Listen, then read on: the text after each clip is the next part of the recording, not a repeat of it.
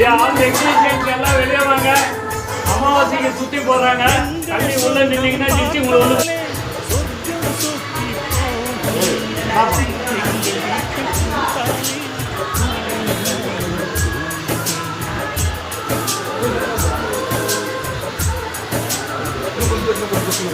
இரண்டு கண்கள் ஒரு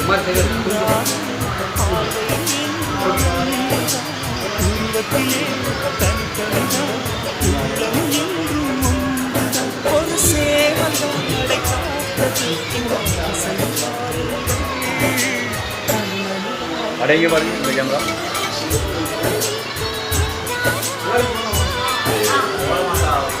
போட மாட்டாங்க.